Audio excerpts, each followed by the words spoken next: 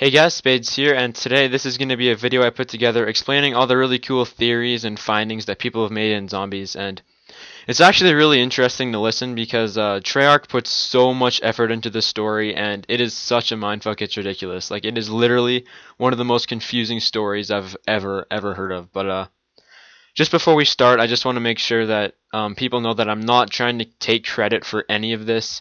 Most of this was found out by people I watched, like Lonely Mailbox and Rad Austin, and played the game. And I'll put all their channels in the description, so they really know what they're doing. Like, they have really gone in depth to this whole thing. But another thing is you don't have to take any of this as 100% true, because Zombies isn't a story being told to us. It's a story that is meant for us to decipher and kind of figure out. So because of that, you can't necessarily say this is what happens and everybody else is wrong and blah blah blah. It doesn't work like that. So anyway, I hope you guys enjoy the video, and with that, we'll get into the first theory. This might not make sense at first, but it actually has a decent amount of information to back it up.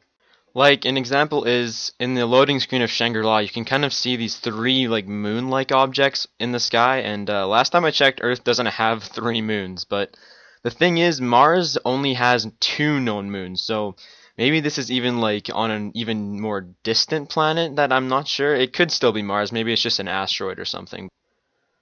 Another thing to note is if you just really look at the landscape, it just doesn't seem like earthly, like at all. Like, it has like those mountains that you see here have that kind of like that orange tinge to it, and it just looks like it'd be more appropriate to be on Mars. I don't think we can necessarily prove that Shangri-La is on Mars, but it's most likely not on Earth. The actual place Shangri-La, its origins came from a 1933 book called Lost Horizon, which described it as a utopia in Asia. So it is based on Earth, but maybe Treyarch just switched that around for zombies. And also aliens, maybe? I'll talk more about those later. This doesn't have as much evidence to prove it, but if you think about it, it does kind of make sense. This theory originated when this guy named Alpha Snake was looking through the Pack-a-Punch camo on Black Ops 1, and apparently unfolded, the camo reveals some kind of satanic symbol. A lot of you probably recognize this poster because Treyarch literally put it all over Kino, and what Faust actually is it's an old German legend about a German named Faust who made a deal with the devil in order to give himself some sort of mythical power. And this led people to believe that in order to help survive the zombies, Richtofen made a deal with the devil to get the Pack-a-Punch. If this theory is true, then we could still possibly see maybe sometime in the future something unfortunate happen to Richtofen when the devil maybe takes up his end of the deal. Another thing that proves this theory is that sometimes when Takeo Pack-a-Punches, he'll say, "Pack-a-Punch, work your black magic." This also explains why the Pack-a-Punch usually is found in hard-to-reach or obscure places, because knowing the devil, he probably wouldn't keep up his end like to the best of his ability. Like, he wouldn't just say, "Oh yeah, here's the Pack-a-Punch." He'd probably put it in like a really hard-to-reach area. Like on town, why is it sitting in a pool of lava, and how is it sitting in a pool of lava if it was man-made? It would only make sense if it was supernaturally put there somehow.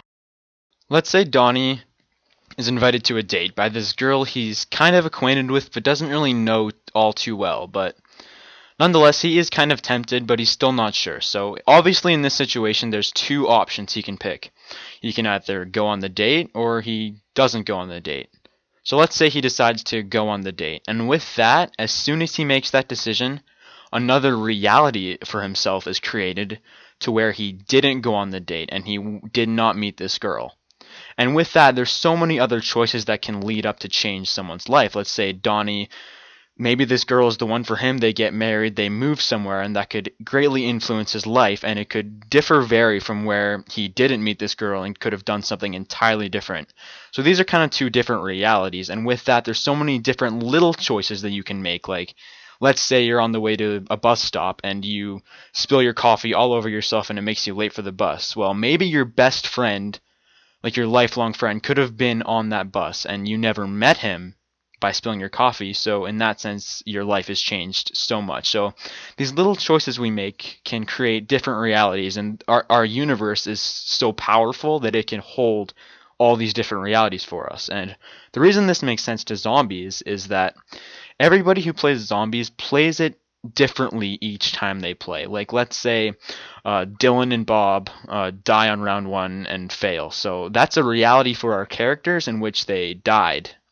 And let's say Morgan and Donnie make it to round 30, but eventually die, and that's another timeline where our characters died. But they're still doing something different each time. So there's all these different realities that could have happened, and there is still that one perfect time where, or that our this perfect reality where our characters survive and are able to go from map to map through the story or through the loop, which I'll explain later.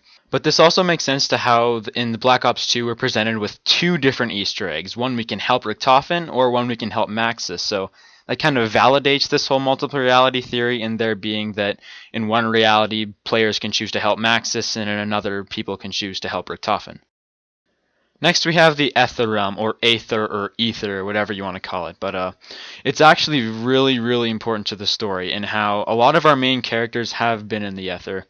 Dr. Richtofen has been in the Aether, Dr. Maxis has been in the Aether, and Samantha has been in the Aether. Also, Dr. Gersh has been in the Aether, but that he really doesn't play too much of a part. What I've kind of perceived the Aether to be is, in a sense, it's kind of above our world. It's sort of an alternate dimension that, it doesn't really, if let's say a human goes in it like Samantha, she's not really bound to the limits of Earth. Like she's very like unrestricted, and she's very powerful, which explains how in Origins you can hear her talking, and apparently she claims that she knows how this all began, which is apparently in northern France 1918. Which makes no sense, seeing as in the 1940s during World War II she was only a child, so she wouldn't have been alive to know how it all started. So it would only make sense that when she's in the Aether she becomes very powerful, and she can see and go through all spans of time. Like, she's not limited, like she can kind of see all, in a sense. A way into the Aether was discovered when Dr. Richtofen and Dr. Schuster were experimenting with the teleporters under Group 935, and it's when Dr. Richtofen volunteered to be the first human subject to be put into the teleporter. So when he was put into the teleporter, he was teleported to the moon, where he uncovered the MPD, or the pyramid thing on Moon, which he later claims the MPD to be a stable gateway to the Aether. When Samantha is teleported to the moon, she goes into the MPD, which also means that she goes into the Aether. And a lot of people believe that her being in the MPD gives her the power to control the zombies, but you gotta remember that the MPD is only said to be just a gateway. It has nothing. I don't think it has anything to do with controlling the zombies. So a theory I kind of came up with is just being in the Aether allows you to kind of manipulate the zombies. So the zombies must have some sort of relationship with the Aether, and what that means is that 115 needs to have a really big relationship with the Aether, because 115 is what makes the zombies zombies.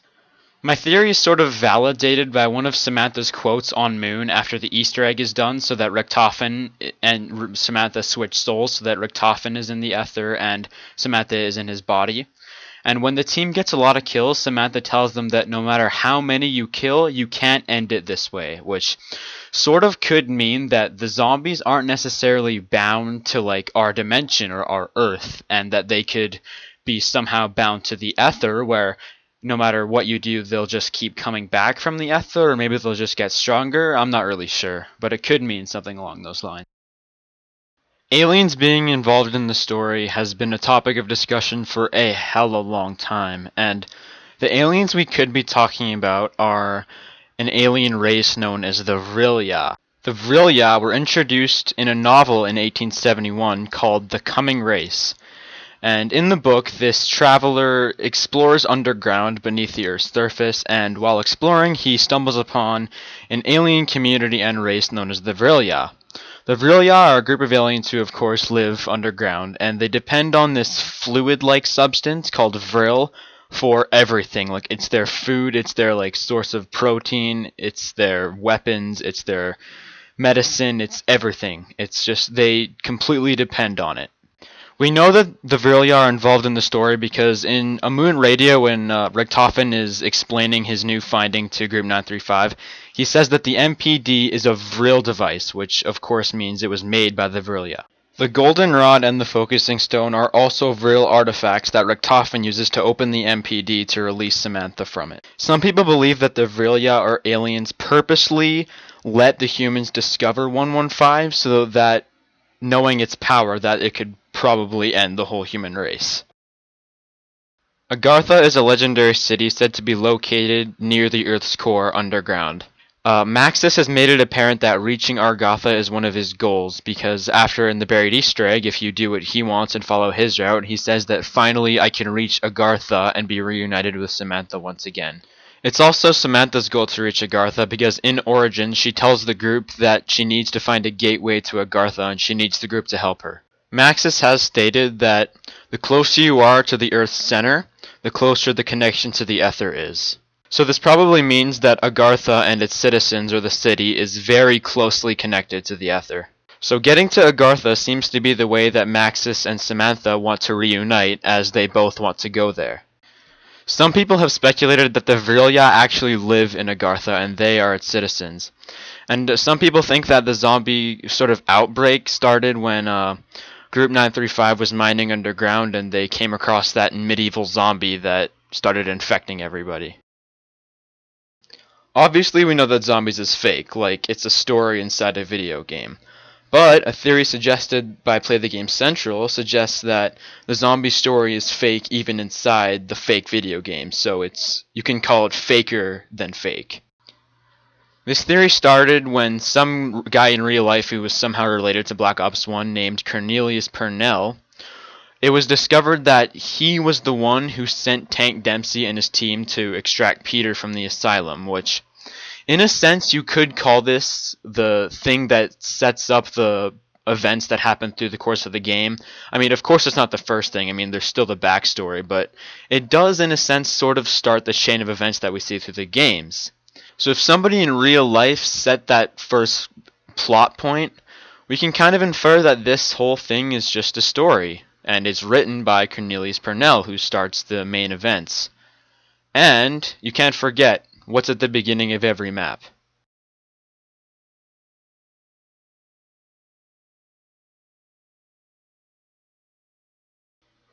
Some people also believe that Weasel is actually the one who writes the story, because in his cell on Mob of the Dead, you can find a note, and it's him writing to his editor about him proposing a comic book strip. Lots of people are very convinced that the zombie storyline is an endless loop. In the Buried Easter Egg, after you either choose Richtofen to rule and destroy the world through the Aether, or Maxis goes to Agartha and just pretty much leaves the world to go to shit, after that happens, the whole story loops back to Origins, and it's an endless cycle. This is hinted at in Mob of the Dead, in how the characters there are trapped in an endless circle of hell where they start off fighting through the zombies, and then once they get on the plane to go to the Golden Gate Bridge, they kill themselves through the electric chair, in which how they were executed. That's the way they were executed after killing Weasel, and then they'll go all the way back to the very beginning where you start on the map. So they are also trapped in an endless cycle. Being the loser I am, I actually listened to all of Richtofen's quotes on Buried, and one thing interesting that he says is that when you're almost done completing Maxis' side of the Easter egg and Richtofen's pretty sure that you're not going to go his way, he says, "Why can't we just get out of this damn cycle?" Well, that's all the theories I have for you guys. I really appreciate it if you listen to me for this long, but anyway, it'll be interesting to see what happens at the end of Origins. Does Samantha and Maxis reach Agartha, and what happens to the characters? And I'm not really sure. There's tons of possibilities that could happen, and I'm not an expert on this, but thank you guys again. Subscribe to the Horde for more zombie stuff, and this is Spades. See you guys later.